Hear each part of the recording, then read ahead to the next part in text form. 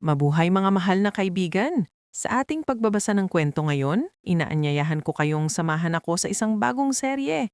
At narito na ang mga detalye ng unang kabanata. Naway magkaroon kayo ng isang nakaka-relax at komportabling oras sa pakikinig. Kakarating lang mula sa trabaho, hindi pa man natatanggal ni Clara ang kanyang sapatos, ay narinig na niyang pagbubunganga ng kanyang nanay na si Aling Susan. Anak ka naman! 21 taon ka na, hindi ka pa rin nag-uuwi ng nobyo? Araw-araw, alis sa umaga, uwi sa gabi. Paano kita mabibigyan ng apo niyan? Bakit ba ganito ang hilap ng buhay ko? Nay, araw-araw na lang po ba itong issue na to? Sino bang nagsabing hindi ka mag-uuwi ng nobyo? Puro ko na lang trabaho. Baka tumanda kang dalaga niyan. Diyos ko po. Nang makitang magsisimula na namang magdrama ang kanyang ina, bumigay na si Clara. Ngunit ang kanyang pagsuko ay hindi nakapigil sa kanyang ina na nagpatuloy pa sa pagrereklamo. Sa harap ng eksene ito, sumuko na si Clara at hindi na niya itinago ang kanyang sikreto. Nay, hindi po sa ayaw kong magmahal. Ang totoo, galing po ako sa isang breakup. Ano? Kasi po, sinubukan kong makipag-date sa isang katrabaho.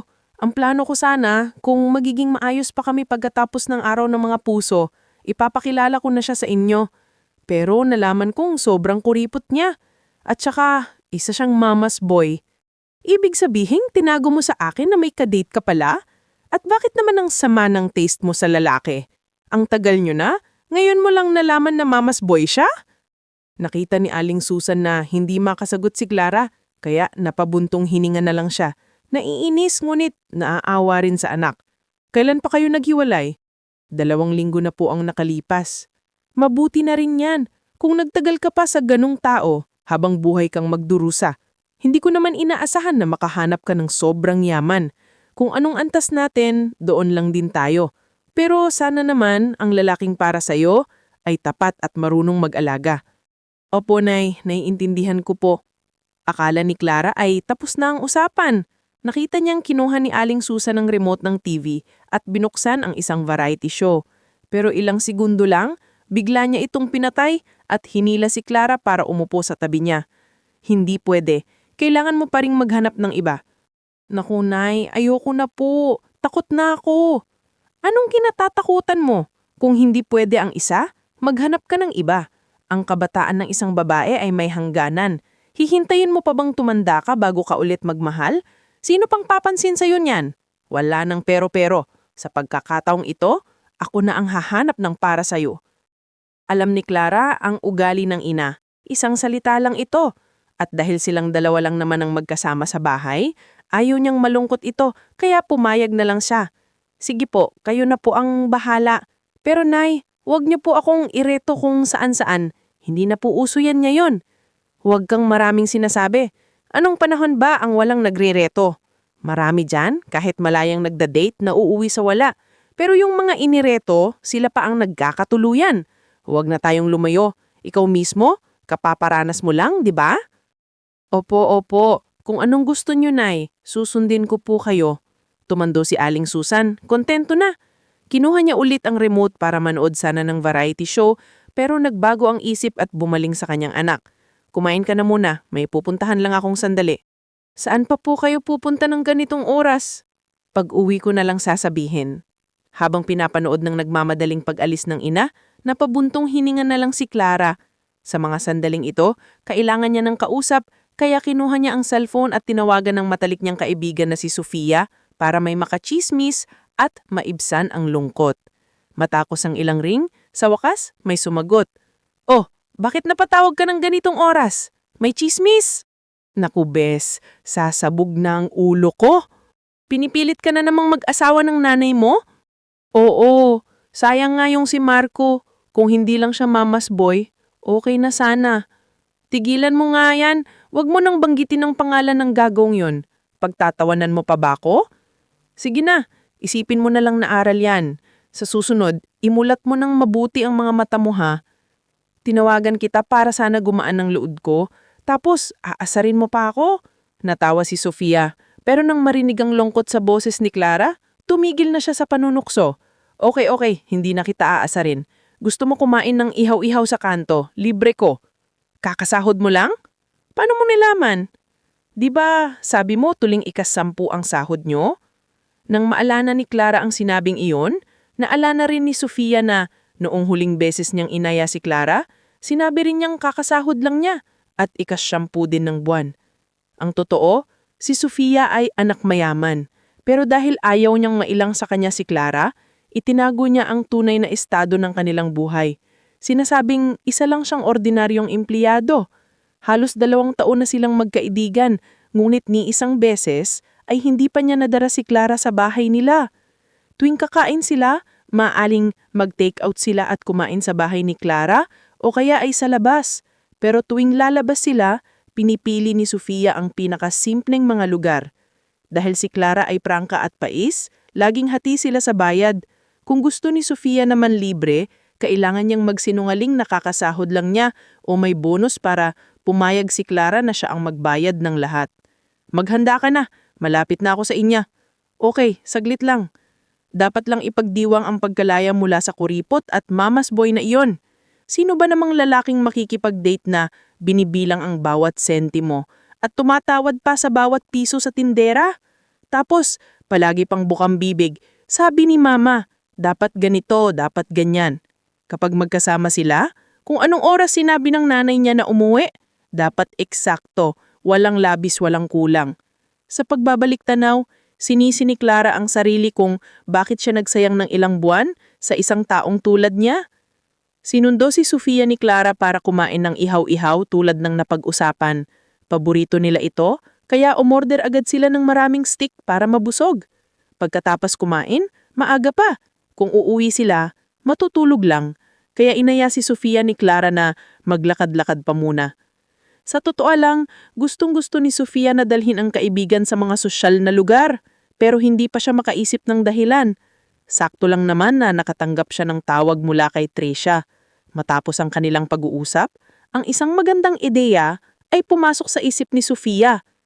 Bala kong magpahangin lang kasi pero tumawag ang ate ko, may pinapagawa.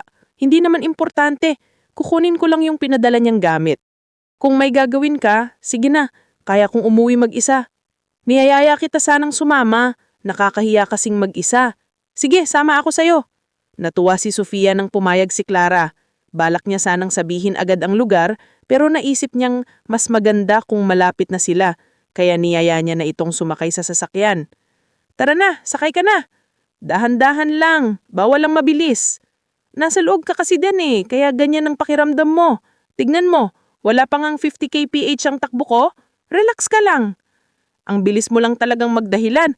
Pag nahuli ka ng pulis, ilang araw na sahod din yan. Opo, tatandaan ko po ma'am. Dahil mabait ka, masaya ako. Nagtawanan silang dalawa. Habang masaya ang kaibigan, sinamantala ni Sofia na sabihin ang lugar na pupuntahan nila. Nakalimutan kong sabihin sa'yo. Ano yon?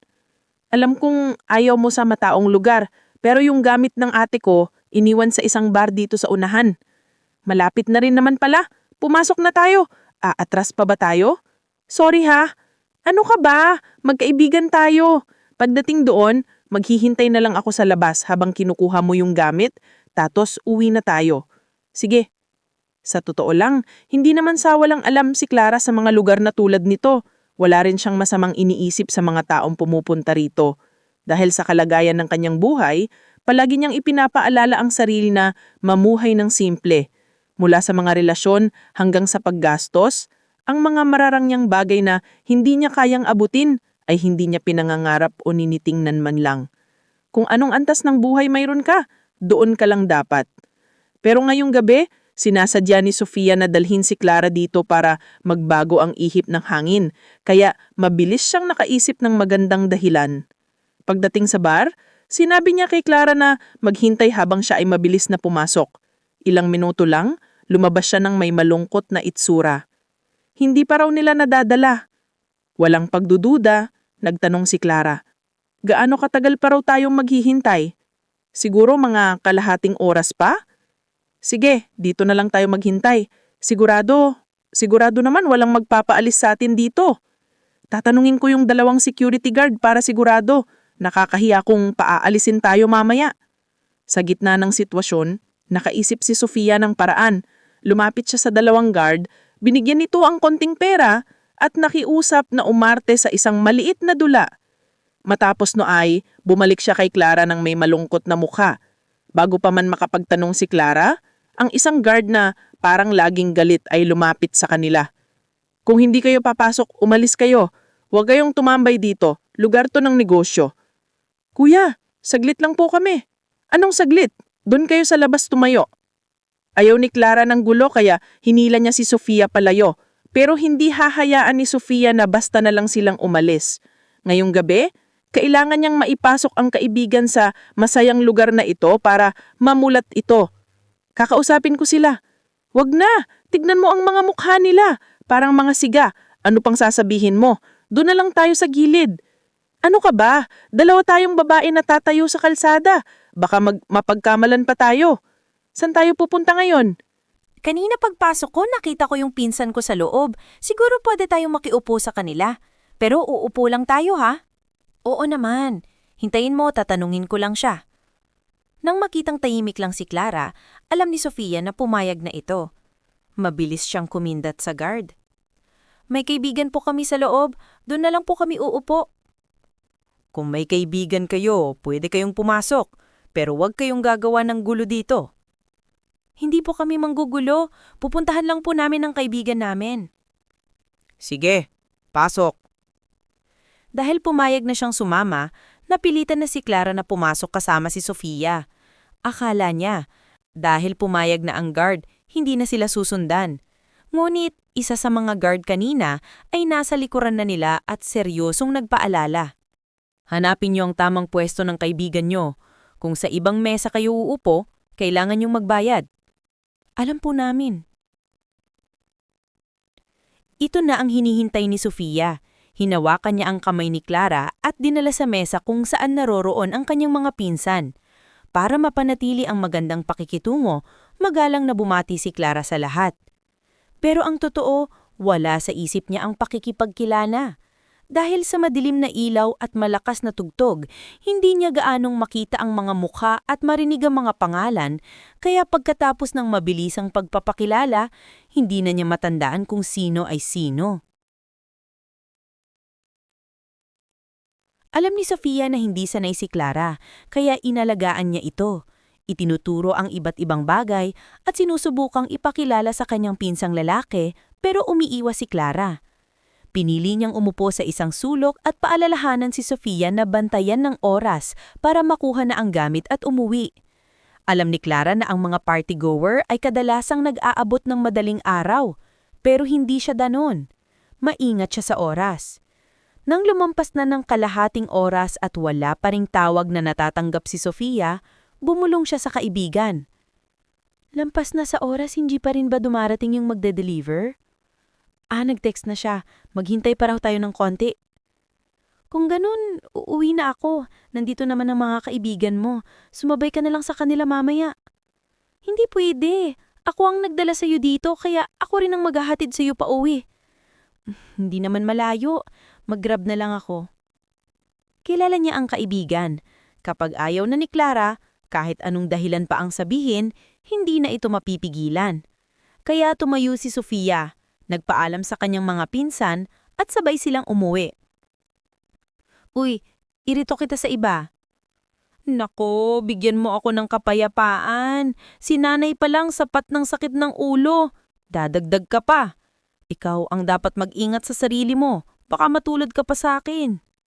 Ako? Hindi ko kailangan mag-alala. Andyan ang pinsan ko para suportahan ako. Ganun ba siya maimpluwensya? Well, sa pamilya namin, malakas ang boses niya. Medyo masungit at mahirap lapitan sa una. Pero ang importante, gwapo at mabait. Patuloy na pinuri ni Sofia ang kanyang pinsan na hindi pa kilala ni Clara. Uy, mag-comment ka naman. Yun wala kang nakaupo sa tapat mo kanina? Pinsan ko yun. Ang gwapo, diba? Wala akong nakita. Paano ko malalaman kung gwapo o hindi? Ano ka ba? Saan ka ba nakatingin kanina at hindi mo man lang napansin yung taong nasa harap mo? Sa bar na madilim at maingay, paano pa ako magkakaroon ng lakas na tumingin kung sino-sino? Nakakainis ka. Ang laki-laki ng tao sa harap mo, hindi mo man lang pinansin. Ang dami mo sinasabi, ayoko nang kausapin ka. Nandito na tayo sa bahay, kaya wala na rin akong pakialam sa'yo. Nakakainis kang kaibigan. Kung naiinis ka sa akin, sino pa magiging kaibigan mo? Sabi ni Clara habang bumababa ng sasakyan. Kumakaway at nangaasar sa kaibigan. Sumimangot lang si Sofia. Nagkunwaring nagtatampo at mabilis na pinaandar ang sasakyan. Alam ni Clara na nag-iinarte lang ang kaibigan, kaya hindi na nito pinansin at naglakad na papasok. Gabi na rin. Iniisip niyang tulog na ang kanyang ina, kaya dahan-dahan niyang binuksan ang pinto para hindi ito maistorbo. Ngulit pagtulak pa lang niya ng pinto, narinig niyang malakas na boses nito. Buti naman at naisipan mo pang umuwi. Ay, Nay, ginulat niyo naman po ako. Ano ka ba? Mahina lang ang tanong ko, bakit ka magugulat? Gabi na po kasi, akala ko tulog na kayo, tapos bigla kayo nagsalita kaya nagulat ako. Magbihis ka, may pag-uusapan tayo. Mahigit 10:00 na ng gabi. Hindi pa ba niya patutulugin ang anak? Tiningnan ni Clara ang ina na parang maihiyak, pero wala siyang magawa. Mabilis siyang umakyat sa kanyang silid, nagbihis, at bumaba. Ano po yung hindi pwedeng ipagpabukas, Nay? Hindi. Kailangan kong gawin tumayon. Kung hindi, hindi ako makakatulog. Sige po, sabihin niyo na. Makikinig po ako. Kanina, dumaan ako kay Tita Helen mo. Sabi niya, may pamangkin daw siya. Ilang taon lang ang tanda sa'yo. Matatag na ang trabaho at itsura, hindi rin pahuhuli. Bukas, ayusin mong schedule mo para makipagkita sa kanya. Bakit po kayo nagmamadali, Nay? Hindi ako, pero itong matandang to, nagmamadali na. Hindi inakala ni Clara na ganito pala kadesperada ang nanay niya. 24 pa lang naman siya, hindi naman siya matanda o pangit. Pero kung makapag-alala ang ina niya ay parang matatambak na siyang paninda. At bakit naman sa panahon na yun ay uso pa rin sa nanay niya ang mga blind date? Kahit nga yung matagal nang magkakilala ay hindi nagkakatuluyan?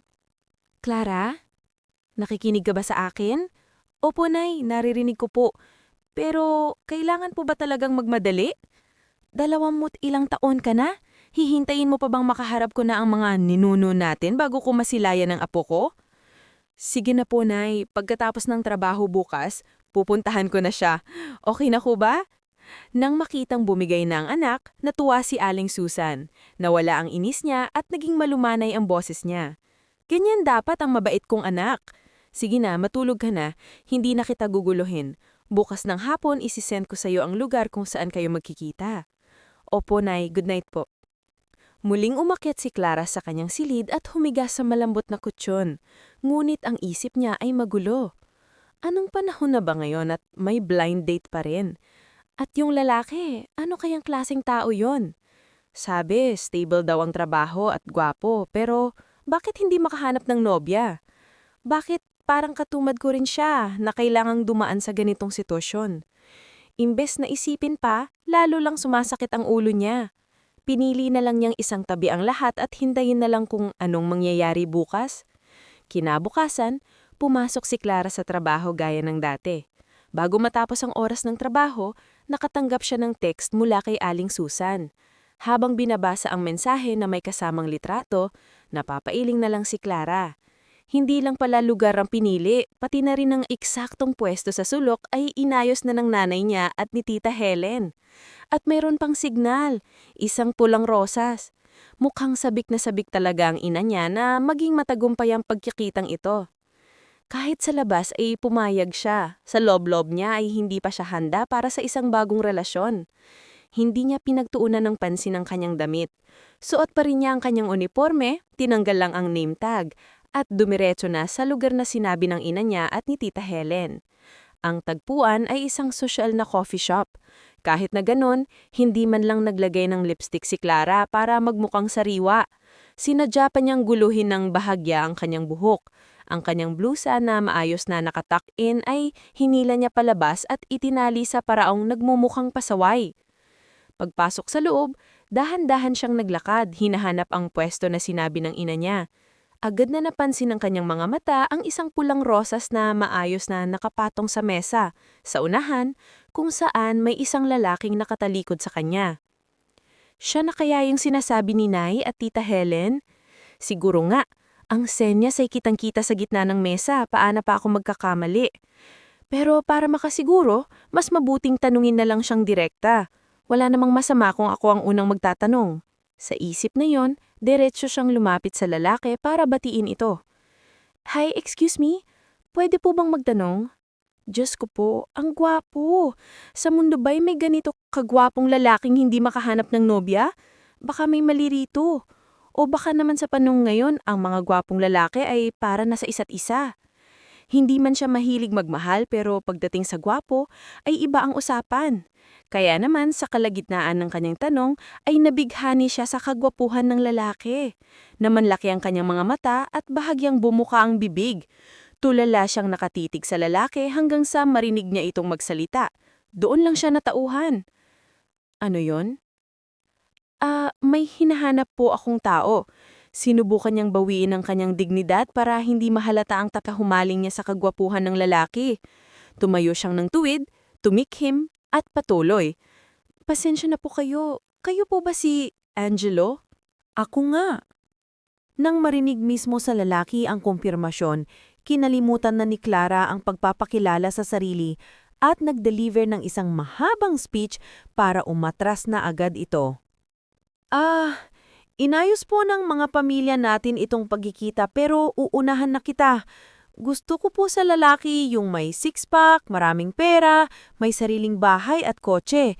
Hindi po ako yung tipo na kahit sa isang kubo basta't nagmamahalan.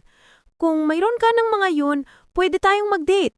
Kung wala, maghiwalay na lang tayo ng maayos. Karaniwan, kapag may nanggugulo o sadyang lumalapit sa kanya, dalawa lang ang paraan ni Miguel Angelo para harapin ito. Ang una ay hindi pansinin, at ang pangalawa, kung hindi niya gusto, ay ipahiya ito.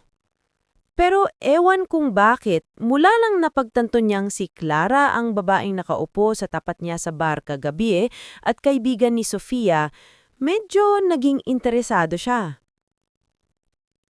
So, nasa isang blind date ka pala. Hindi niya pinansin ang mahabang sinabi ni Clara. Sa halip, umakto siyang nasa isang blind date din at binalikan ito ng tanong. Maganda ka naman. Bakit ka pumayag sa isang blind date? Hindi ba't pareho lang tayo? Pareho sa'yo? Hindi ba? Halata namang gwapo ka pero nandito ka pa rin para sa isang blind date. Ito ang unang beses na naging ganito kahaba at kalamig ang pakikipag-usap ni Miguel Angelo sa isang babae na may halong konting biro pa. Hindi ako katulad mo. Anong ibig mong sabihin? Kung ano yung iniisip mo. O huwag mong sabihing... Tinitigan ni Clara ang lalaki. Habang bumubulong siya, si Miguel Angelo naman ay ngumiti at tumanggo na tila kinukumpirma niya ang inihisip niya.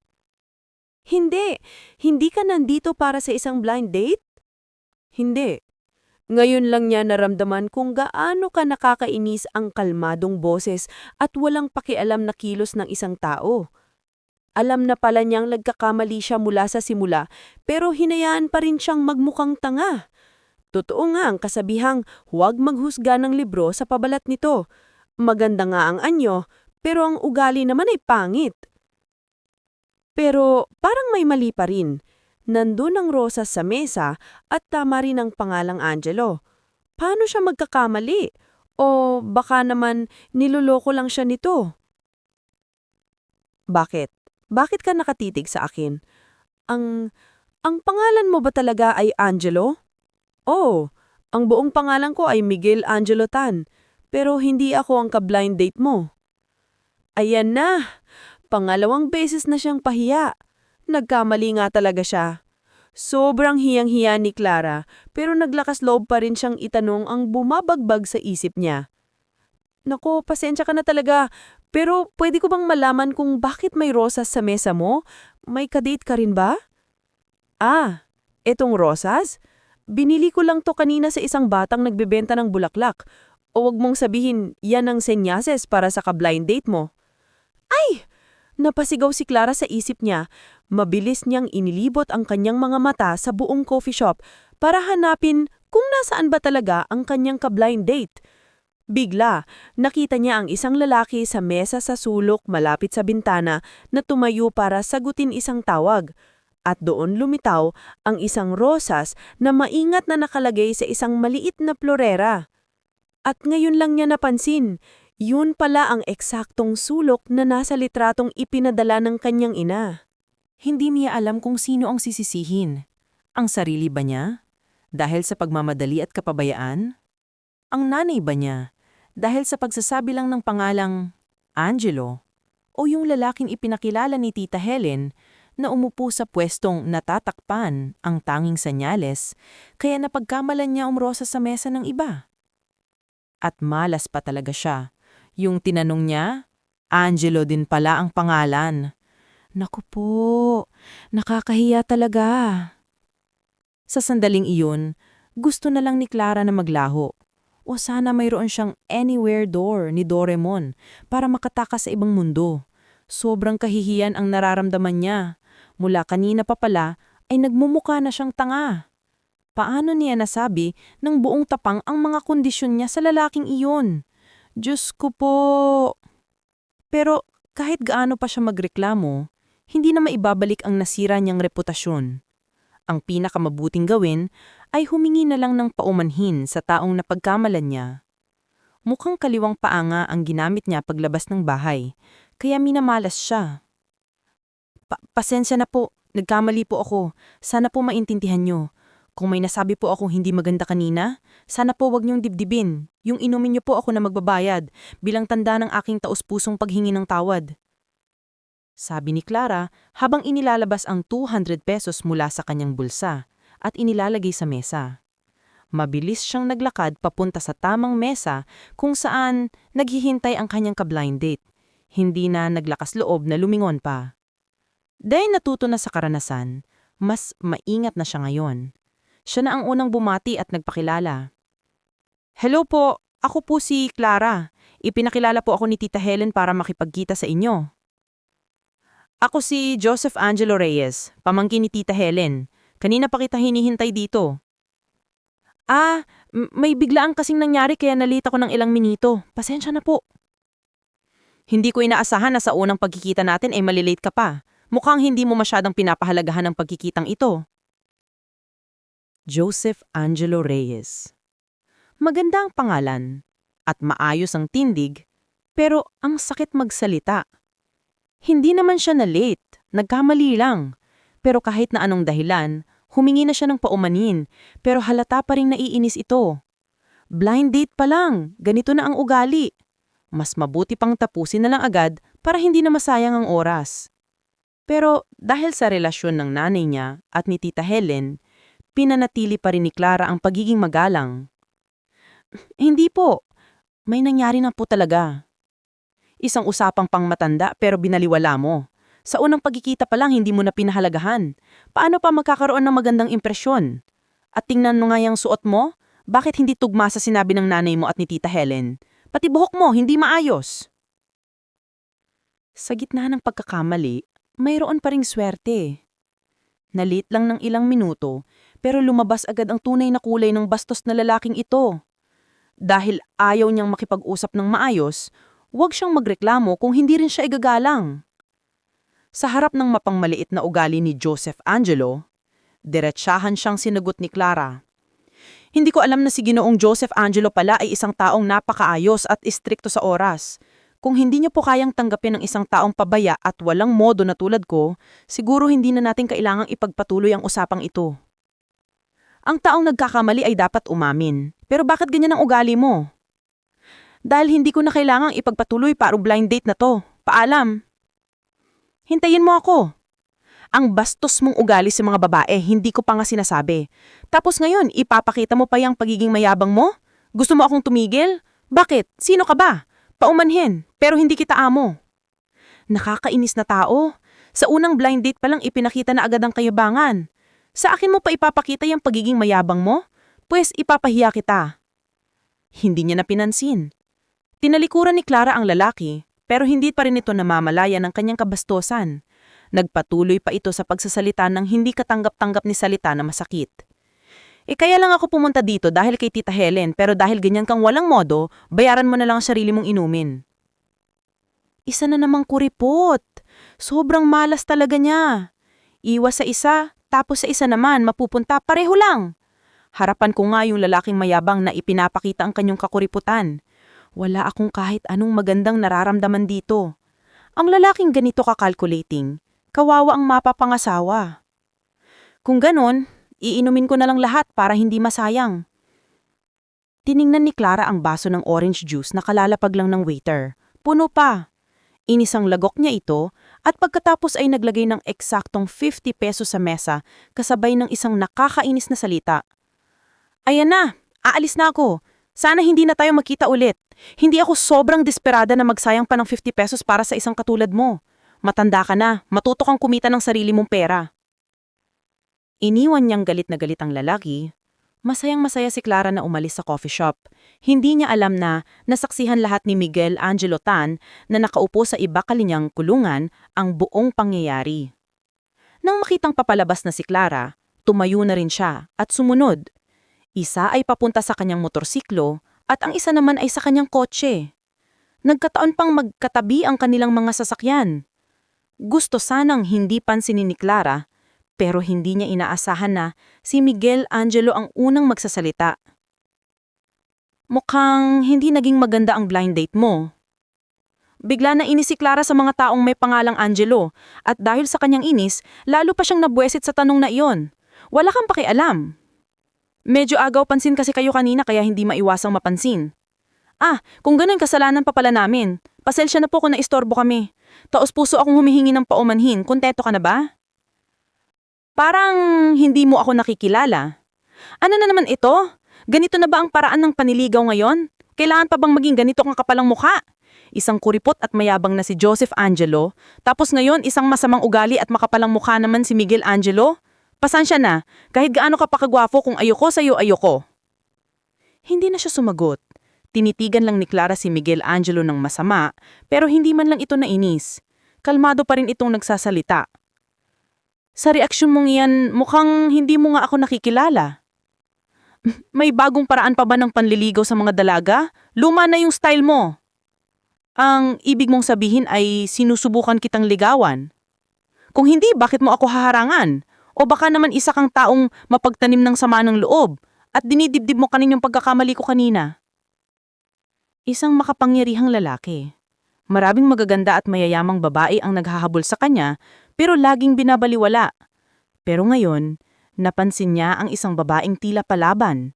Siguro dahil espesyal si Clara dahil ibang-iba siya sa mga babaeng lumapit sa kanya noon. Si Miguel Angelo ay talagang gusto ang ugaling palaban, ngunit may personalidad ni Clara. Hindi niya pinansin ang masasakit na salita nito mula kanina pa. Sa halip, nanatili siyang kalmado at matiyagang nakipag-usap, isang bagay na hindi pa niya nagawa sa ibang babae. Hindi ko dinibdib ang pagkakamali mo pero parang galit na galit ka sa akin. Hindi tayo magpakilala. Bakit pa natin pag-uusapan kung gusto o ayaw natin sa isa't isa? Nagkita na tayo. Pasensya na pero baka nagkakamali ka. Hindi kita kilala. Mukhang napaka-defensive mo sa ibang tao. Natural lang yan kapag kaharap mo ang manluloko. Sa tingin mo ba mukha kong ganun? Anong araw ba ngayon at puro kakatuwang tao ang nakikilala ko? Hanggang ngayon ay nakaharang pa rin ita sa daan niya. Totoang mahilig siya sa magaganda o gwapo, pero hindi ibig sabihin ay hahabulin niya ang lahat. May limitasyon din, at si Clara ay hindi yung tipo na nagiging tanga at nawawala sa sarili dahil lang sa paghanga. Nakakainis. Wala akong pinapatamaan. Pwede bang tumabi ka para mailabas ko ang sasakyan ko? Ako yung nakaupo sa tapat mo sa bar kagabi. Ang galit na ekspresyon niya ay biglang napalitan ng pagtagulat. Tinitigan niya si Miguel Angelo. Totoo bang magkakilala kami? Alam pa niyang nasa bar ako kagabi at nakaupo sa tapat niya. Anong sabi mo? Pakiulit nga. Ako yung nakaupo sa tapat mo sa bar kagabi. Hindi mo ba talagang natatandaan? Ikaw? Ikaw yun? Oo. Kung ganon, siya pala ang pinsan ni Sofia. Siya pala ang gustong ipakilala sa akin ng kaibigan ko. Naku, ang tadhana nga naman, mapaglaro. Bakit ba ako napunta sa ganitong sitwasyon? Hindi siya makaurong o makasulong. Paano ko ba siya tatawagin ngayon? Kung ikaw, parang hindi kami close. Kung po, parang sobrang formal naman. Pinsan pa naman siya ng best friend ko. Ang liit nga naman ng mundo. Napaisip si Clara sandali at sa huli ay sinubukan niyang maging natural sa pakikipag-usap. Pasensya na ha, medyo maingay kasi kagabi at madilim sa pwesto mo kaya hindi kita gaanong nakita. Pero ngayon, alam ko na ikaw ang pinsan ni Sofia. Magkakaibigan kayo, di ba? Opo, halos 2 taon na po kaming magkakilala. Mabait po si Sofia. Oo, mabait siya sa lahat ng bagay. Pero may isang bagay na hindi niya maitama-tama. Kahit ilang beses ko nang sinabi, mahilig niya akong ibenta at siraan. May sinabi ba siya sa'yo? Natawa si Clara nang marinig ito. Totoo ngang sinubukan niyang ireto ang pinsan niya, ngunit bigo ito. Ngunit hindi niya iyon ikinuwento. Ang sinagot lang niya ay ang pangalawang tanong. Sabi po ni Sofia, mahirap ka raw lapitan at masungit, pero mukhang hindi naman po totoo. Bakit hindi totoo? Balak sana niyang sabihin na si Miguel Angelo ay may masamang ugali at makapalang mukha. Ngulit naisip niyang huwag na lang. Mas mabuti pang purihin na lang siya para makauwi na siya. Sa tingin ko po, hindi naman po kayo masungit o mahirap lapitan. At gwapo pa. Marami nang tumuri sa kanya, pero hindi niya iyon pinapansin o ikinatutuwa. Pero ngayon, nang marinig ang hindi naman direktang papuri mula sa babaeng harap niya, napangiti siya ng malapad. Marami na ring ikinuwento si Sofia tungkol sa'yo. Ngunit noon, hindi ko alam na ikaw pala ang kaibigan niyang laging binabanggit. Mukhang tadhana nga yata tayo, di ba? Tadhana? Baka sanay ka lang magpakilig at akala mo madali akong makuha. Pasensya ka na, pero hindi. Ang ganyang banat mo nakakatakot lang.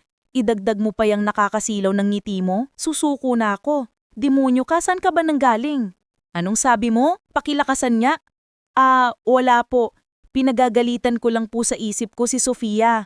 Ang daldal niya, pati mga babaeng usaping ikinukwento pa sa inyo. Madaldal nga siyang minsan, pero tungkol lang sa'yo. Sabi niya, masunggit ka raw at parang matandang laging nagbubunganga at pinagagalitan siya. Totoong sinira ka niya ngunit marami siyang papuri sa'yo. Ganon po ba? Baka naghahanap lang ng mapag-usapan si Sofia. Sa susunod na may ikwento siya, wag niya lang pong pansinin. Tumingin siya sa kanyang relo at nagdahilang aalis na siya. May gagawin pa po ako kaya mauuna na po ako. Sa susunod na lang po ulit. Sige, mag-iingat ka. Opo, salamat. Isang magulong hapon, pero sa wakas ay nakauwi na rin siya. Wala talagang tatalo sa sariling tahanan. Kahit maliit na apartment lang ito, ay ang kanilang malayang pugad. Inayos niya ang kanyang sapatos at dumiretso sa kanyang silid. Akang hihiga na sana siya, pero naalala niya ang isang mahalagang bagay kaya bumangon siya. Sa makalawa ng deadline ng application para sa design position sa SAM Company. Kaya naman, pinanghahawakan ni Clara ang pambihirang pagkakataong ito.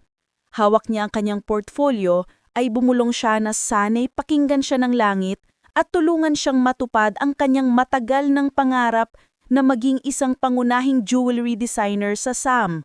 Nung nag-aaral pa siya, si Clara ang laging ipinagmamalaki ng kanyang ina. Kaya pagtatapos niyang mag-aral, gusto niya naman siya ang maging sandalan nito. Dahil sa mga nakaraang taon, sobra-sobra na ang paghihirap ng kanyang ina. Naaalala niya ang kanyang pagkabata, ang mga hapunan na may kasamang luha, hindi dahil sa gutom, kundi dahil sa pagmamaltrato sa kanila ng pamilya ng kanyang ama. Hindi na niya mabilang kung ilang beses silang sinubukang palayasin. Pero gaan naman kalupit ang kanilang pakikitungo, tiniis sahat iyon ng kanyang ina. Isinuko niya ang kanilang bahay at piniling manirahan sa isang maliit at sira-sirang kubo sa dulo ng hardin para lang may masilungan sila at makapag-aral siya ng maayos. Marahil maraming nagsasabing duwag ang kanyang ina na hindi niya kayang iwanan ng impyernong buhay na yon at idinama pa siya. At si Clara mismo, noong bata pa siya, gustong-gusto nang lumayo sa mga masasamang taong yon. Simple lang ang kanyang pag-iisip. Ano pa nga bang aasahan sa isang 6 na taong gulang? Kahit gaano pa katalino, isip bata pa rin. Nakikita niya ang mga masasayang pamilya ng kanyang mga kaibigan, pero pag uwi niya, puro sigawan at mura mula sa kanyang mga tiyahin at lola ang maririnig niya. Pero sa paglipas ng panahon, habang siya'y lumalaki at natututo ng mga aral sa buhay, Naunawaan niya ang lahat ng paghihirap at sakripisyo ng kanyang ina. Ang pagmamahal ng isang ina ay walang kapantay at handa itong gawin ng lahat para sa kinabukasan ng kanyang anak. Naaalala niya isang hapon, umuwi siya ng maaga mula sa eskwela at narinig niya ang pag-uusap ng kanyang ina at ng kanilang kapitbahay. Marami silang pinag-usapan at marami rin siyang naintindihan. Pero ang mga salitang binitiwan ng kanyang ina na tumatak sa kanyang isipan ay ang mga huli. Hinding-hindi niya iyon malilimutan dahil yun ang naging inspirasyon niya para magsumikap araw-araw. Kung ako lang mag-isa, matagal na akong umalis. Pero nandyan si Clara. Siya ang lahat sa akin. Pipiliin ko ang ligtas na paraan para makapag-aral siya ng maayos. Kung aalis kami, hindi ko sigurado kung ano ang magiging buhay namin. Baka hindi ako makahanap ng maayos na trabaho. Wala kaming matitirhan. Paano kung magkasakit ako? Saan kami hihiram ng pera? Pinag-isipan ko na to ng mabuti. Titiisin ko ang lahat ng sakit, ang lahat ng pangmamaltrato, para lang hindi siya lumaki sa kalye, para hindi siya tumigil sa pag-aaral. Ang henerasyon natin, marami tayong hindi naranasan. Pero iba na ngayon. Ang mundo ay mabilis na umunlad. Kung hindi ko man maibigay sa kanya ang magandang buhay na tulad ng iba, sisiguraduhin kong meron siyang sapat na kaalaman at mabuting asal. Iyon ang magiging sandata niya para harapin ang buhay. Dahil sa pag-unawa sa sakripisyo ng kanyang ina, lalo siyang nagsikap sa pag-aaral. Sa eskwela, isa siyang mahusay na estudyante. Sa bahay, isang mabuting anak. Ang kaligayahan ng kanyang ina ay ang kanyang mga parangal. Kaya naman sa bawat taon ng kanyang pag-aaral, mayroon siyang medalya. Sa kanilang maliit na bahay, walang mas mahalaga pa kaysa sa mga parangal na natanggap niya. Sabi ng kanyang ina, hindi lang siya ang dahilan para mabuhay, kundi siya rin ang pinakamalaking ipinagmamalaki nito. Kung silang dalawa lang sana, marahil ay masaya sila. Pero ang buhay ay puno ng mga pagsubok. Ang sarili mong kadugo mas masahol pa sa ibang tao. Sa kanyang alaala, mas marami ang lungkot kaysa saya. Pero ang isang bagay na hindi malilimutan ng isang 6 na taong gulang na bata ay ang mga walang hawang pananakit ng kanyang irresponsabling ama sa kanyang masipag na ina. Malinaw na ang ama niya ang unang nang iwan sa kanila. Hayagang itong nambabae noong buntis pa ang kanyang ina. Akala ng ina niya, kung magtitiis siya, magbabago pa ito. Pero kahit noong isinilang na siya, hindi man lang siya sinilip nito. Ang irresponsableng lalaking iyon ay nagpapakita lang kapag wala ng pera. At kung walang maibigay ang kanyang ina, walang hawan niya itong binubugbog parang punching bag. Hindi na nga siya kinilalang anak, sinaktan pa siya. Sabi nila, ang tigre ay hindi kinakain ng sarili nitong anak, pero ang kanyang ama ay mas masahol pa sa hayop. Isang simpleng bati o tingin mula kay sa kanya ay isang luho na hindi niya naranasan. Kaya hindi niya kailanman pinangarap na yakapin o alagaan siya tulad ng mga ibang bata sa kanilang lugar. Sa kanyang alaala, ang ina lang niya ang naroon. Walang puwang para sa irresponsableng amang iyon. Hindi siya isang mabuting ama.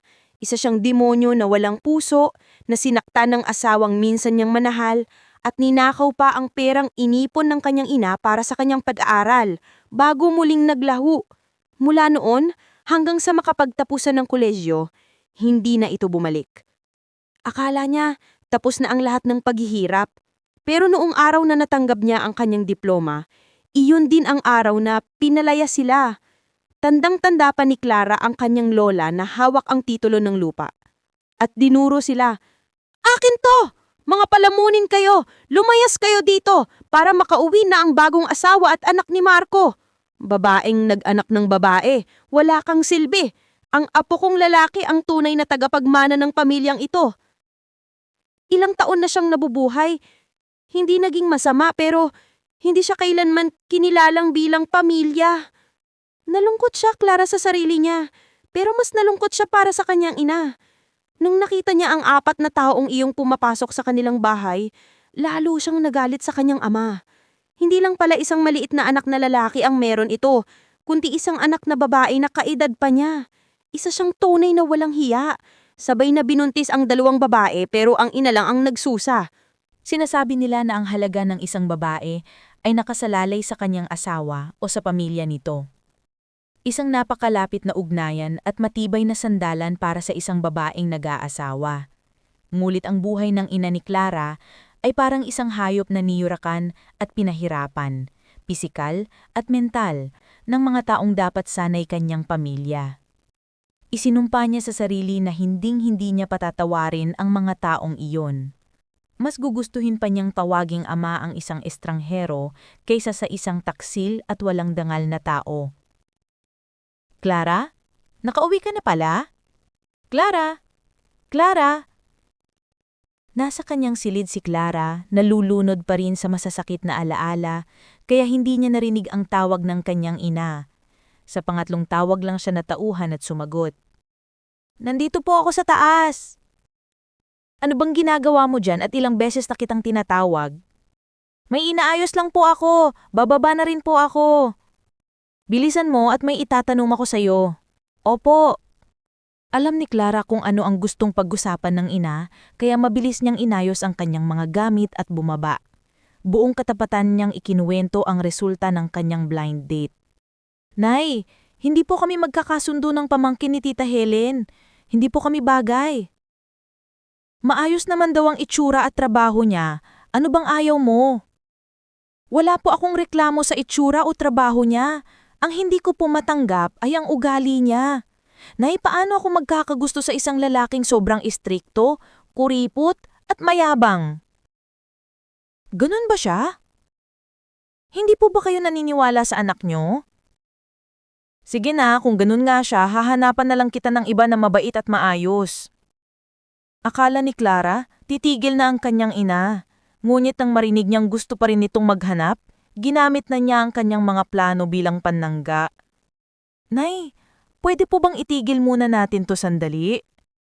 Nakafocus po ako sa pangarap kong karera. Kung hindi po ako matatanggap sa Sam Company sa pagkakataong ito, hindi na po ako hihiling ulit sa inyo. Pangako, magtutuon na po ako ng pansin sa pag-aasawa. Gusto mo pa ring ituloy ang pangarap mong maging designer? Mahigit 1 taon ka nang tinatanggihan, hindi lang 1 o 2 buwan. Nay, kayo po ang pinaka-nakakaintindi sa akin. Pansamantala lang po itong trabaho ko habang nagsisimula pa lang tayo dito. Kailangan ng pera at tiyaga para abutin ang pangarap, kaya handa po akong maghintay. Hindi po ako takot na lumipas ang panahon. Ang ikinababahala ko po ay baka hindi ko masuklian ang lahat ng sakripisyo nyo. Nagtiis po kayo para sa kinabukasan ko, kaya gagawin niyo po akong proud tulad nung nag-aaral pa ako.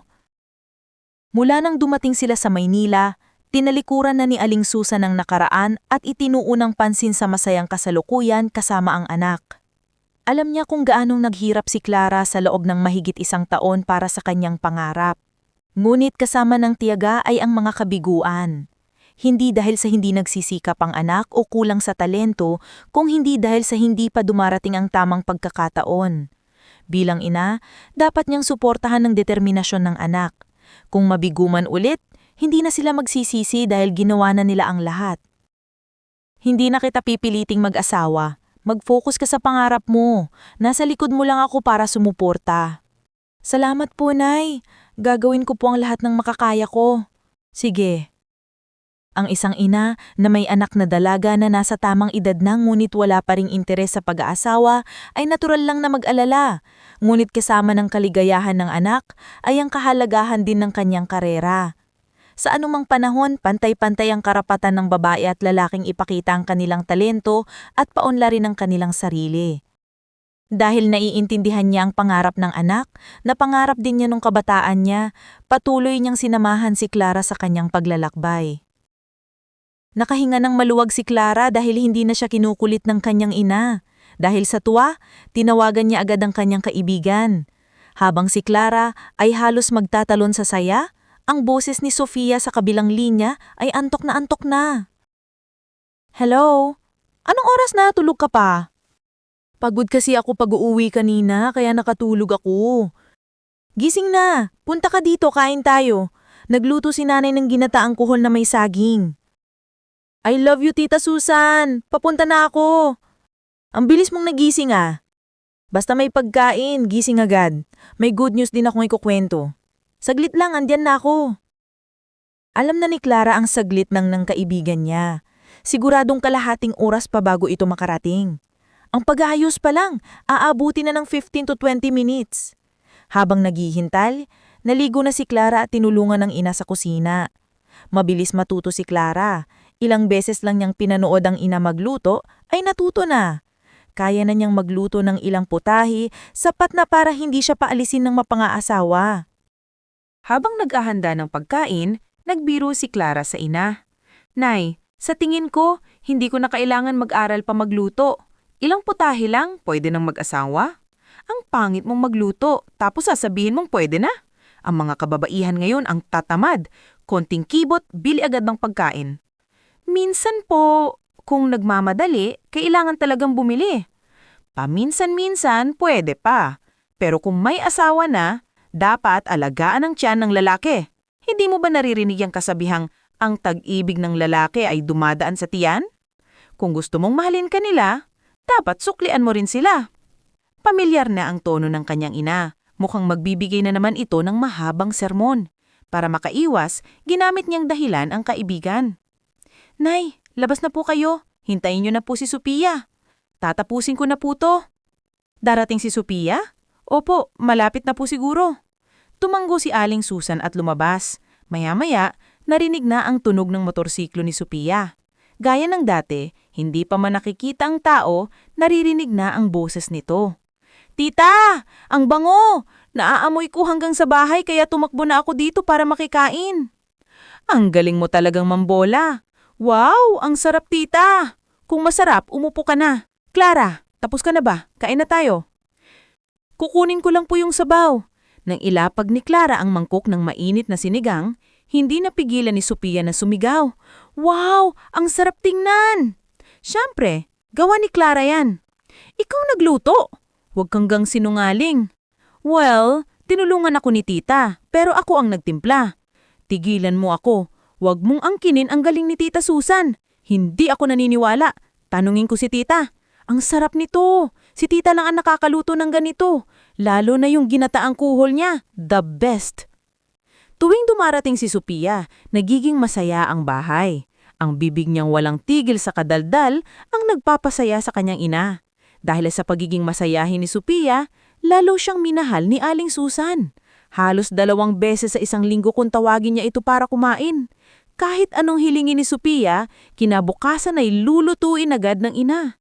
Minsan, nagbibiro si Clara na mas mahal pa ng ina niya si Sophia kaysa sa kanya, at nagtatawanan lang silang dalawa. Ngayong araw, ganoon din. Isang matanda at isang bata, tungkol lang sa pagkain ang pinag-uusapan. Natigil lang sila nang may tumawag kay Sophia. Kaunti lang kumain ng matatanda kaya tumayo na si Aling Susan. Nakita niyang may kausap pa sa telepono si Sophia, kaya bumaling siya kay Clara. Kayong dalawa na ang magligpit pagkatapos ha. Lalabas muna ako, magtitinda. Sino pa pong bibili ng ganitong oras? Isara niyo na po yung tindahan at magpahinga na kayo. Nakakainip din sa bahay. Lalabas ako para makipagkwentuhan sa mga kapitbahay. Kung may bumili, edi maganda. Hanggang 9:00 lang po kayo ha. Huwag kang mag-alala, dyan lang ako sa labas. Pagkatapos niyo magligpit, lumabas kayo at maglibang. Opo. Noong unang bating nila dito, sumama si Aling Susan sa mga kasama niya sa apartment para magbenta ng prutas. Nang makaipon ng kaunding puhunan, nagbukas siya ng maliit na sari-sari store sa bungad ng kanilang iskinita. Mabuti na lang at mabait ang may-ari ng apartment. Tinulungan niya ito at pinaupahan sa murang halaga ang isang bakanting kwarto. Ang mga suki niya ay mga manggagawa sa paligid. Maraming nangungupahan sa lugar na yon. Karamihan ay mga manggagawa mula sa probinsya. Marami ring mga kaawa-awang kwento, tulad ng pamilya ni Mang Tony, na galing pa ng Quezon. Kahit anong sikap, mahirap pa rin dahil sa sakit. Sa katabi ng tindahan niya ay ang karinderya ni Aling Helen. Kahit siya ang pinakamalakas kumita, sa kanilang lugar, hindi siya palad tulad ng iba. Ang anak niyang lalaki ay pasaway. Hindi nito pinahahalagahan ang paghihirap ng kanyang ina. Puro sugal ang inaasikaso. Kahit gaano kalaki ang kita, kulang pa rin sa bisyo nito. Sa huli, wala nang magawa si Aling Helen kundi ipahuli ang sariling anak. Masakit man dahil kaisa-isa niya itong anak, pero kung hindi niya ito sasagipin habang may pagkakataon pa, baka tuluyan niya na itong mawala. Ilan lang yan sa mga kwentong alam niya. Marami pang ibang kaawa-awang sitwasyon sa kanilang lugar. Bawat isa ay may kanya-kanyang kwento. Gustuhin man niyang tumulong, limitado lang ang kanyang magagawa.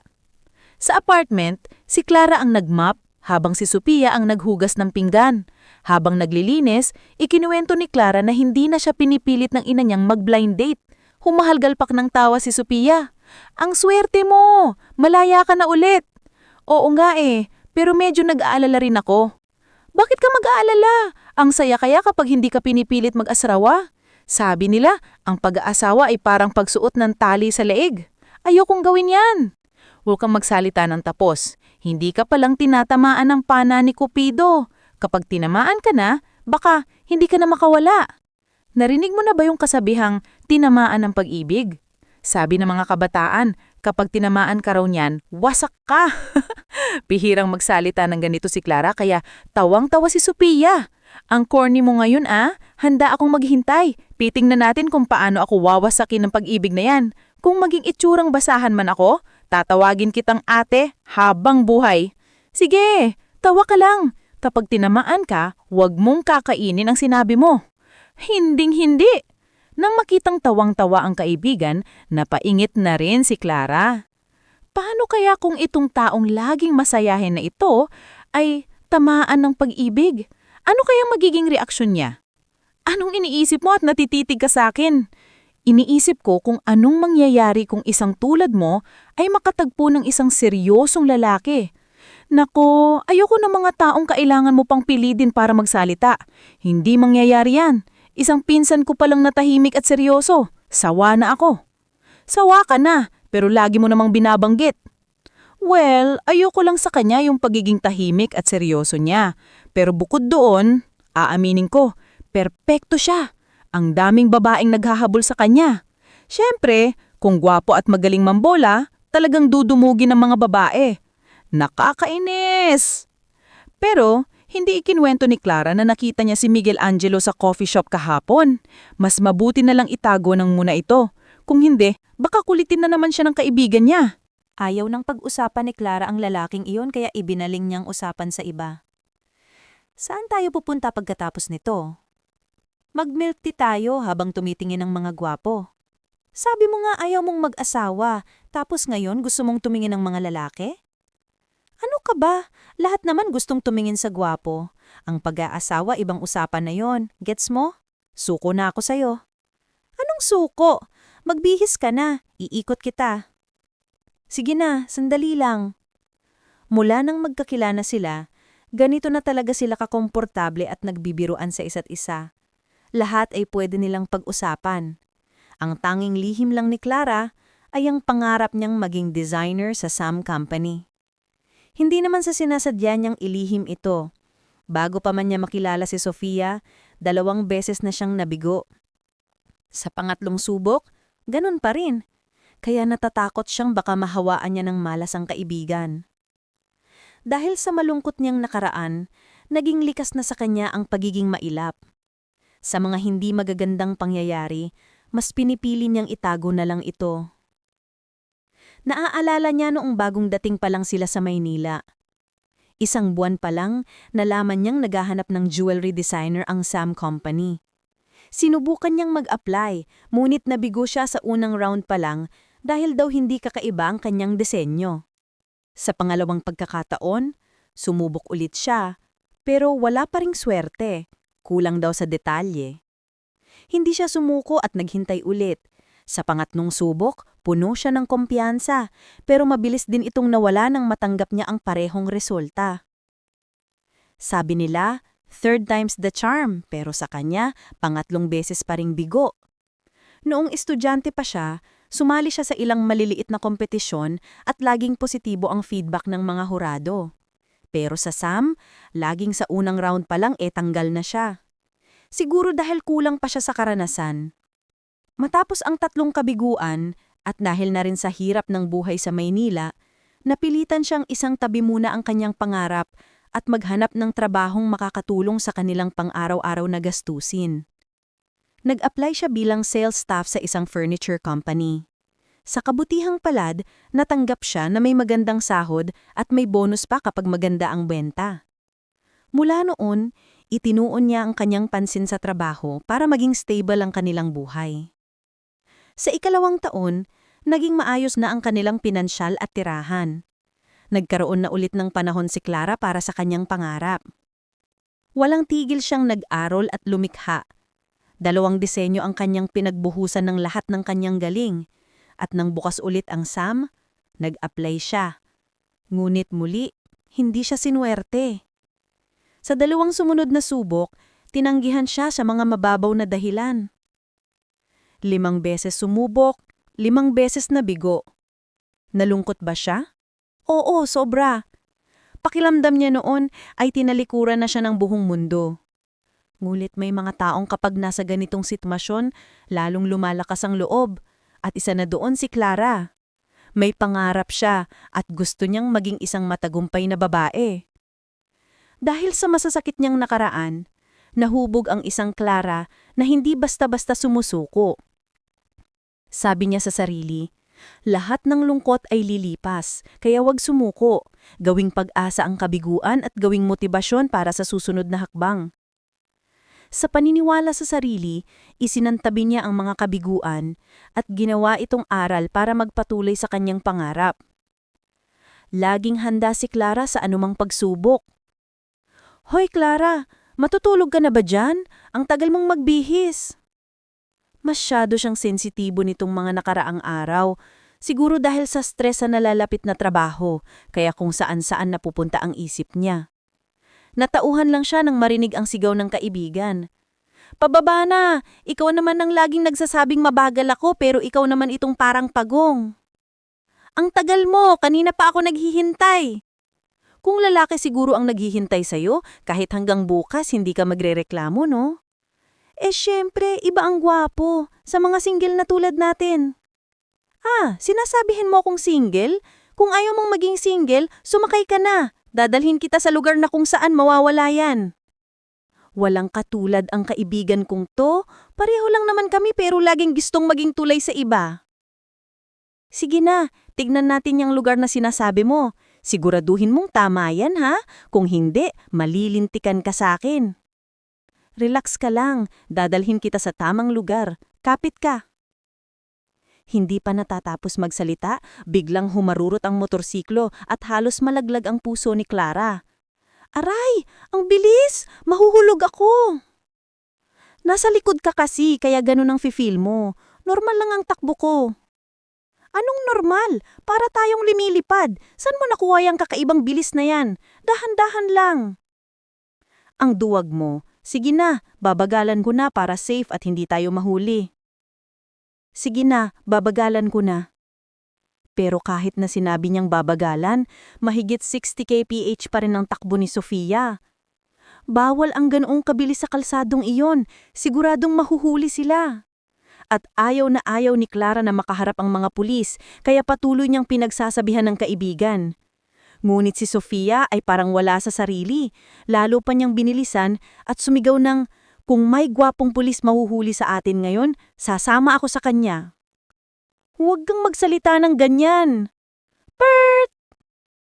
Wala pang 5 minuto, tinupad na ng langit ang hiling ng kaibigan niya. Isang gwapong pulis ang pumiti sa kanila. Ayan na, tapos na tayo. Bulbul ni Clara sabay kumurot sa bamanga ni Sofia. Ang gwapo nga, pinapatabi na tayo. Magpaliwanag ka na. Huwag kang mag-alala. Akong bahala. Matapos itabi ang motorsiklo, seryosong sinabi ng pulis ang kanilang violation. Tahimik lang si Clara. Si Sofia naman na kanina'y matapang ay tarang natigilan ng makaharapang pulis. Hiningan sila ng papeles pero nakatitig lang siya sa pulis. 2 beses na siyang sinabihan pero tula-tula pa rin. Siniko niya siya ni Clara. Doon lang siya natauhan. Opo sir, heto po ang mga papeles. Habang kinukuha ang mga papeles, nakatitig pa rin siya sa pulis. Maya-maya, seryosong sinabi siyang, sumama ka dito sa akin. Opo sir.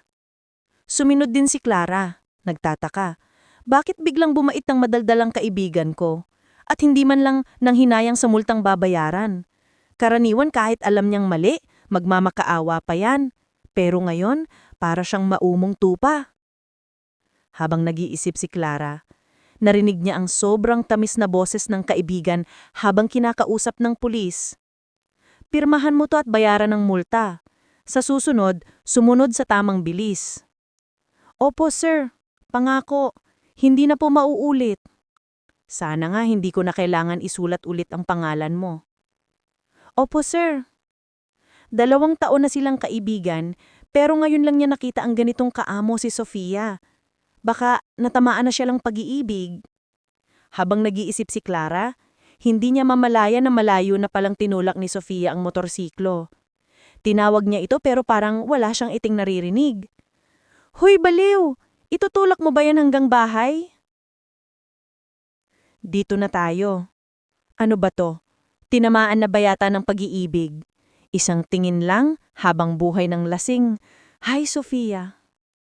Nakarating sila sa kabilang kalsada bago niya paandarin ang motorsiklo. Ngunit imbes na pumunta sa kanilang destinasyon, bumalik sila sa apartment. Sa harap ng eksenang ito, hindi malaman ni Clara kung matatawa o maiinis. Ito ang tinatawag na love at first sight. Kaya naman ganito kakatuwa ang mga kilos niya. Bihinang-bihira niyang maasar ang madaldal niyang kaibigan, kaya sinamantala na niya ang pagkakataon. Oh, uuwi na ba tayo sa apartment ko? Akala ko ba ayaw mo nang maging single? Bakit mo ako inuuwi? Bukas na lang. Pero ngayon ako ganado. Balik tayo. Malapit na tayo sa bahay. Bukas na lang kita ilalabas. Ang weird mo ngayon ha? Hindi kaya? Halata naman sa mukha mo pero nagde-deny ka pa. Kung ganyan, kailangan kong paaminin ka. Sinadya ni Clara na pahirapan si Sofia sa mga tanong tungkol sa pulis kanina. Ang weird mo.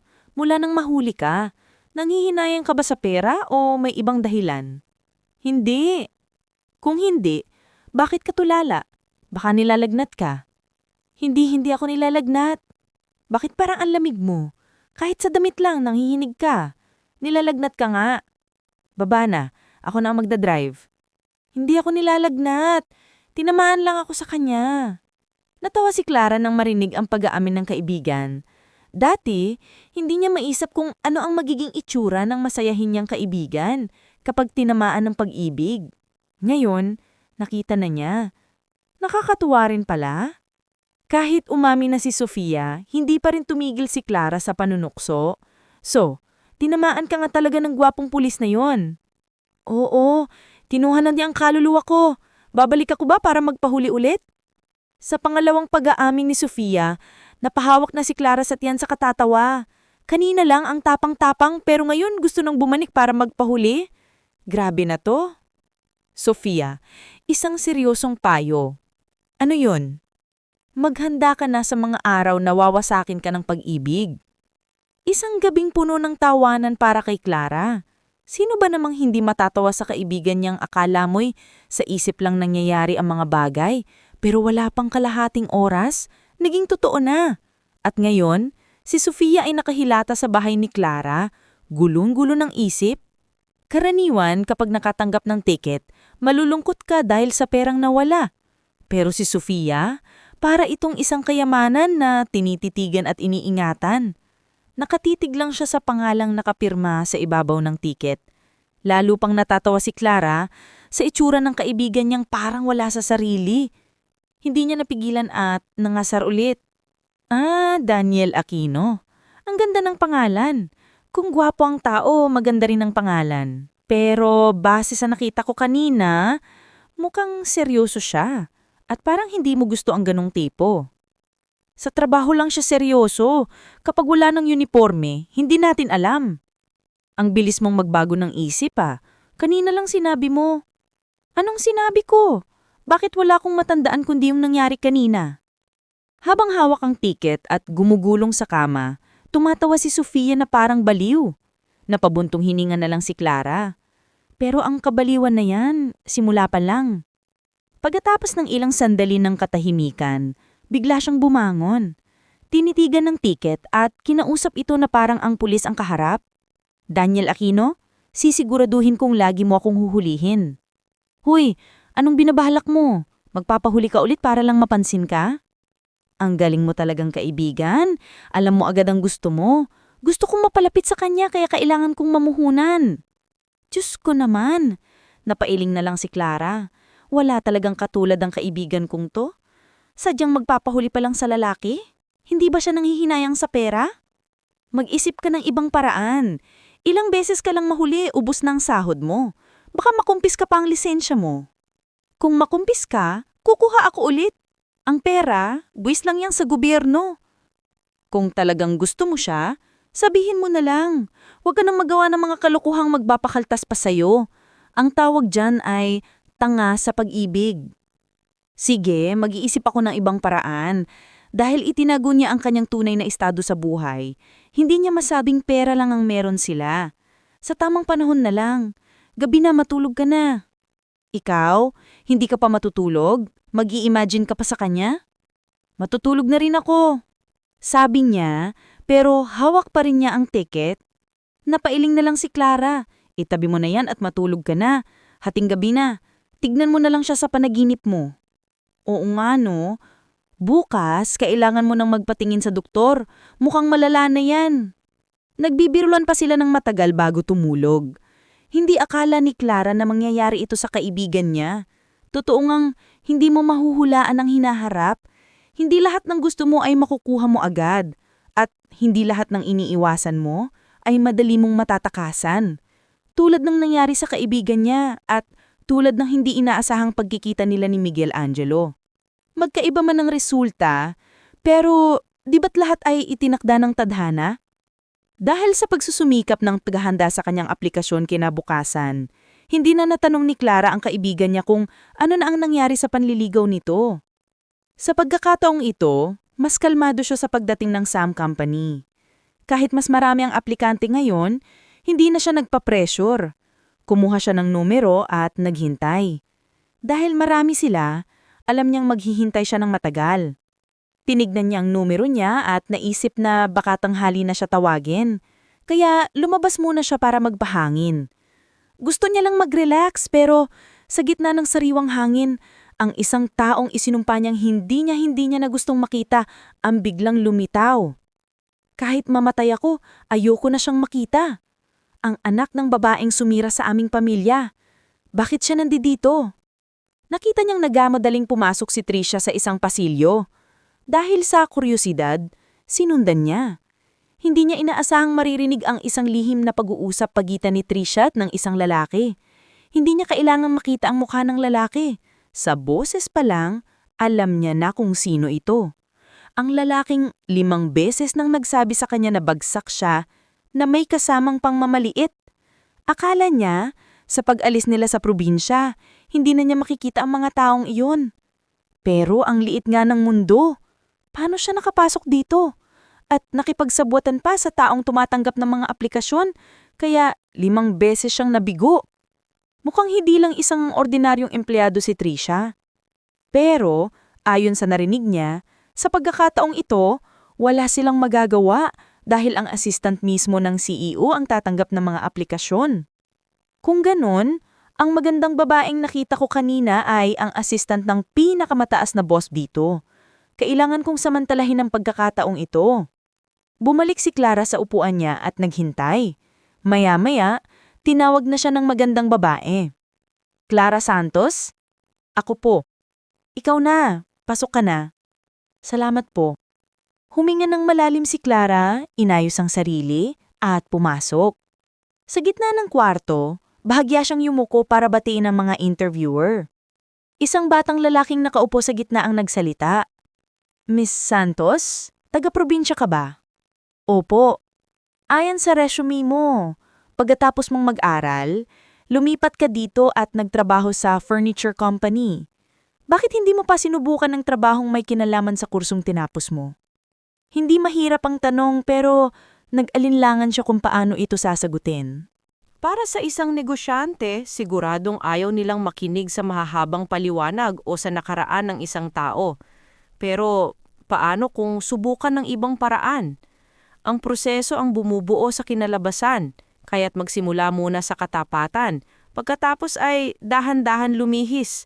Siguro, ayos lang yon. Nagpasya si Clara na sundin ang kanyang naisip. Huminga siya ng malalim at kalmadong sinagot ang tanong. Marami na pong nagtanong sa akin yan at tapat ko rin pong sinasagot na kailangan kong harapin ang mga paghihirap noong kararating ko pa lang dito sa Maynila. Naghanap po kami ng trabaho para makatulong sa pamilya at para na rin po masuportahan ang pangarap kong maging pangunahing designer sa Sam. Pero sa kasamaang palad, walang naniwala sa katapatan ko. Akala nila nagsisinungaling ako na mapili ako.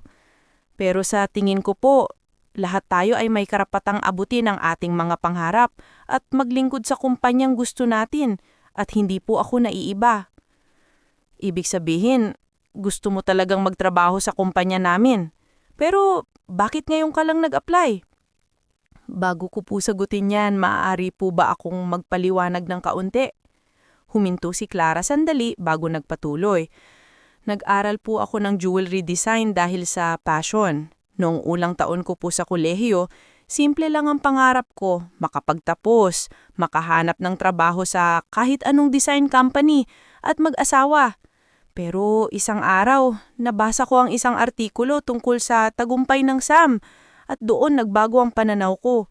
Walang kumpanyang makakapantay sa Sam lalo na sa bilis ng pag-unlad, sa mga benepisyo at sa pantay na oportunidad na ibinibigay sa lahat, anuman ang posisyon. Mula noon, napagtanto kung magsusumikap din lang ako para sa passion ko, bakit hindi sa lugar kung saan ako maaring magningning? At ang tanong na bakit na yan ang nagtulak sa akin na piliin ang Sam. Mula noon, nabuo sa akin ang pangarap na ialay ang lahat ng aking talento at pagsisikap sa Sam at hindi sa ibang kumpanya. Maganda at nakakaantig ang kwento mo. Pero hindi mo pa rin sinasagot ang tanong namin. Opo, ang kwento ko po ay may dahilan. Para sa isang taong buong pusong nagmamahal sa Sam tulad ko, walang dahilan para hindi ko subukan agad. Pero siguro po wala pa akong swerte o sapat na kakayahan. 5 beses na po akong nag-apply at 5 beses din po akong nabigo. Hindi ko po ikinahihiyang sabihin ito na ang ika-6 na beses ko dito. Pero ito po ang unang beses na personal akong na-interview. Kung mabigo man po ako sa ika-6 na pagkakataon, hindi na po ako maghihinyangan dahil kahit paano ay nabigyan niyo ako ng pagkakataong makausap kayo. Sinasabi mong ito na ang ika-6 na beses mo at unang beses na ma-interview. Opo, sa 5 na unang beses sa registration pa lang po ay tanggal na ako. Nagkatinginan ng mga interviewer ngulit walang nagsalita. Bilang isang matalinong tao, alam ni Clara na kung may irregularidad sa isang malaking kumpanya, ililihim nila ito at aayusin sa loob, hindi ilalabas sa publiko. Hindi siya umaasa ng hustisya sa sandaling iyon. Ang gusto lang niya ay isang pagpakataon. Habang tahimik ang lahat, biglang nagsalita ang batang lalaki kanina. Kung bibigyan ka namin ng isang pagkakataon, anong masasabi mo? Una po sa lahat, nagpapasalamat po ako sa tiwalang ibinigay nyo. Hindi po ako yung tipo na mahilig magsalita ng maaga o mangako ng walang kasiguraduhan. Pero ang maipapakita ko po sa inyo kung tatanggapin nyo ako ay ang aking kasipagan, pagkamalikhain at determinasyon. Hindi kami basta-basta naniniwala sa salita. Ang dahilan kung bakit kami binibigyan ng isang pagkakataon ay dahil nakita namin ang pagkamalikhain sa iyong design, kaya't pagbutihin mo palalo kapag nagsimula ka na sa Sam. Opo, gagawin ko po ang lahat ng aking makakaya. Tanggap ka na. Bukas 8:00 ng umaga, mag-report ka dito. Maraming salamat po. Nakahinga ng maluwag si Clara paglabas. Sa ika-6 na pagkakataon, sa wakas nakuha na niya ang kanyang pinapangarap. Clara, galingan mo. Kung ayaw mong bumalik sa hirap, kailangan mong samantalahin ang pagkakataong ito. Pagkatapos ng interview, dinala ng assistant manager na si Trisha at design director na Aaron ang mga natanggap na aplikasyon sa opisina ni Miguel Angelo. Kumatok si Trisha at pumasok ng may pahintulot. Umupo si Aaron sa may coffee table habang inilatag ni Trisha ang mga folder sa mesa ni Miguel Angelo.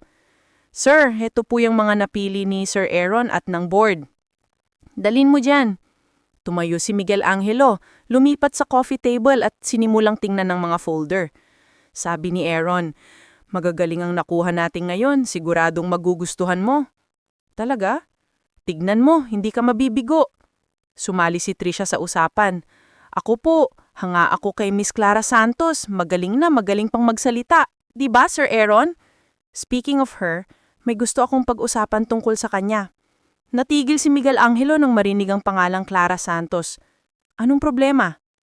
Tignan mo muna ang folder niya tapos sasabihin ko. Sa una, inisip niya na nagkataon lang ang pangalan. Paano naman mapupunta dito ang folder ng babaeng iyon? Hindi naman sa minamaliit niya ito pero kailangan ng tunay na talento para makapasok bilang designer sa Sam. At si Clara, sa pagkakaalam ko ay sales staff lang sa isang furniture company. Pero nang makita niya ang folder na may pangalang Clara Santos at ang litrato nito, nagulat siya. Hindi lang yun, nang tingnan niya pa ang ibang dokumento, nalaman niya na matataas ang marka nito sa kolehiyo at excellent ang kanyang diploma. Meron pa siyang mga certificates. Pero ang pinakahumanga sa kanya ay ang dasay niya. Kung ganito kagaling, bakit hindi siya nagtrabaho sa kanyang larangan? At bakit walang alam si Sofia tungkol dito? Maraming tanong ang bumabagabag sa isip niya pero isinantabi muna niya ito. Muli niyang sinuri ang kanyang trabaho at biglang nagtanong si Aaron, anong tingin mo? Magaling. Pero may nagtangkang ibagsak siya ng 5 beses. Ibig sabihin, may mangyayaring ganito sa sarili nating kumpanya.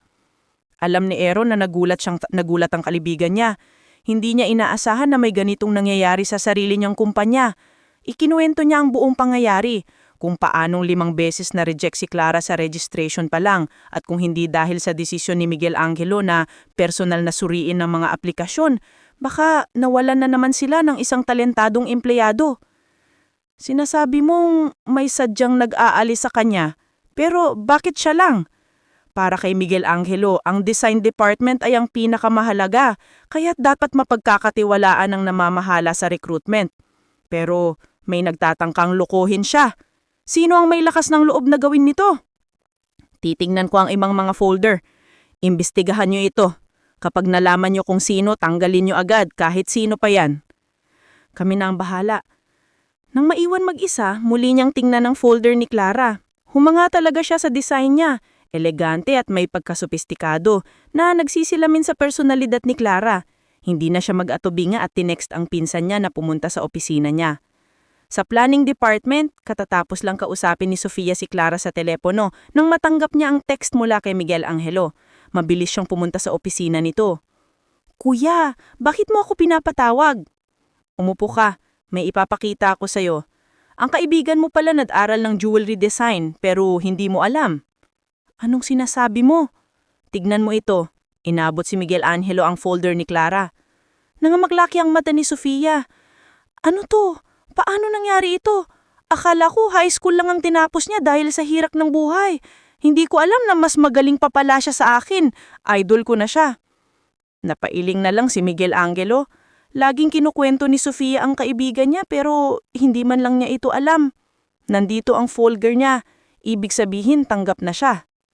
Kaya pala ang saya-saya niya kanina sa telepono. Sabi niya may good news daw siya. Ito pala yun. Magkaibigan ba talaga kayo? Napabuntong hininga si Sofia. Hindi niya masisisi si Clara. Siya mismo ay may itinatago. Mamayang gabi sasabihin ko na sa kanya ang totoo. Kung hindi baka mas lalong maging awkward kapag nagkita kami dito sa trabaho. Ang totoo niyan, may hindi rin ako sinasabi sa kanya. Nung una kaming nagkakilala, napaka-defensive niya. Iniiwasan niya ang mga mayayaman, kaya hindi ko sinabing totoo na nakikitira lang ako sa'yo at ordinaryong empleyado lang. Natakot akong baka hindi na niya ako kaibiganin. Alam mo naman sa mundo natin, bihira ang totoong kaibigan. Pero sa kanya, komportable ako. Parang pamilya lalo na kapag kasama ko ang nanay niya. Anong plano mo ngayon? Sasabihin ko na sa kanya mamaya. Kung hindi baka maghalit pa siya at wala na akong makakain ng masarap. Dahil lang sa pagkain. Dahil sa dalawa, ang sarap kayang magluto ng nanay niya. Kapag natikman mo, maaadik ka. Sige na, babalik na ako sa trabaho. Akmang aalis na si Sofia nang may maalala. Kuya, yun lang ba ang itatanong mo? Oo. Hindi mo ba alam na ikaw ang pinakamanhid at mayabang na lalaki pagdating sa babae? Kailan ka pa nagkaroon ng interes sa isang babae? Sabuhin mo na, gusto mong tulungan kitang mapalapit sa kanya, no? Karaniwan, kapag ganito si Sofia, pinapaalis na niya ito. Pero ngayon, hindi lang siya hindi nainis, bumulong pa siya. Dahil sa talento niya, dapat tagal na siyang nagtatrabaho dito. Pero may nagtangkang harangan siya ng 5 beses. Anong tingin mong tapang ng taong yon? May gumawa talaga ng ganyang. Oh, pero ipinaubaya ko na yan kina Aaron at Trisha. Ikaw naman, alam mo na siguro ang gagawin mo. Huwag kang mag-alala kuya, proprotektahan ko ang best friend ko. Sige, bumalik ka na sa trabaho. Tumanggo si Sofia at akmang aalis na nang maalala niyang makikipagkita siya kay Clara mamayang gabi. Naisip niyang isama si Miguel Angelo para ireto sa kaibigan, kaya bumalik siya. Kuya, gusto mong sumama mamaya? Wala akong kinalaman dyan. Ang slow mo naman. Hindi ko naman kailangan ng tulong mo. Iba ang dahilan kung bakit kita niyayaya. Busy ako. Bumalik ka na sa opisina mo. Ang yabang mo talaga. Kala mo kung sino? Huwag kang hihingi ng tulong sa akin kapag kailangan mo na ha. Hinding-hindi kita tutulungan. Inis na bumalik si Sofia sa kanyang opisina at nakasalubong si Trisha. Matagal na silang magkatrabaho pero sa tuwing magkikita sila, marami silang pinag-uusapan. Napansin ni Trisha na bad trip si Sofia. Anong problema, girl? Pinagalitan ka na naman ni sir? Hindi, pero mas malala pa. Isipin mo, 30 na ang boss mo pero wala pa ring girlfriend. Tinutulungan ko na ang maghanap, siya pa ang masungit. Nakakainis. Sanay na si Trisha sa ganito kaya natatawa na lang siya. Pero sa totoo lang, si Sofia mismo ay 24 na at wala pa ring nobyo. Pero abala sa pagiging tulay ng pinsan, kaya hindi nakakapagtaka kung napapagalitan siya. Hoy, tumatawa ka pa dyan? Hoy, ate, malapit ka nang mag-25. Sarili mo muna ang atupagin mo. Huwag mo akong maliitin ha, may target na ako. Pilikin. Biglang pilikin na wala ang inis ni Sofia at tuwang-tuwa na ikinuwento ang kanyang target kay Trisha. Guaranteed A+. Talaga? Ipakilala mo naman. Sige, isasama kita minsan. Tandaan mo yan ha. Kung hindi lang ako busy mamaya, isasama na kita agad. Bukas, pwede? Baka may extra slot pa sa target mo. Hoy, grabe ka. Hindi ka ba nakontento kay Sir Aaron? Ayoko sa taong yun. Ang sungit, laging seryoso, parang propesor. Humagalpak ng tawa si Sofia. Walang nakakaalam ng espesyal na relasyon ni Aaron at Trisha kundi siya. Isang mutual understanding na hindi umuusad dahil pareho silang ayaw umamin. Kunwari, ayaw sa isa't isa, pero sa totoo lang, sobrang nag-aalala sila sa isa't isa. Siguro, tadhana na ang bahala. Tulad niya, dati ang tapang-tapang niyang magsalita, pero nang makilala niya ang kanyang yelo, naging parang paguhan na siya. Sige na, ayaw mo sa kanya. Hahanapan kita ng mas gwapo. Hihintayin ko yan ha. Sige, ganyan na ang usapan natin. Balik na ako sa trabaho, baka pagalitan pa ako ng boss mo. Sige, bye! Masayang kumaway si Trisha at bumalik sa kanyang opisina. Ngunit 2 hakbang pa lang, natigilan siya nang marinig ang isang pamilyar na boses sa likuran niya. Hindi ko akalain na may taong sabik na makita ang target ng iba. Sabi mo kanina may importante kang gagawin, pero kanina ka palang nakikinig sa usapan namin. Para kang multo, bigla-bigla na lang sumusulpot. Pero dahil narinig mo na, lahat na wala nang mahiitanggi. Bakit ka nandito? Akala ko ba may gagawin ka? Kung hindi ako nandito, paano ko malalaman kung gaano kapangit ang tingin sa akin ng iba? So what? Kung ano ka, yun ang sinasabi ko. May mali ba doon? Ganun ba talaga kasama ang tingin mo sa akin? May kailangan pa akong i-report kay sir. Mauna ma ako. Umiwas si Trisha sa tanong at umalis. Tinitigan lang ni Aaron ng papalayong anino ng kanyang assistant. Kung hindi lang siya bumalik dahil may nakalimutan, hindi niya malalaman kung gaano kapangit ang tingin sa kanya ni Trisha.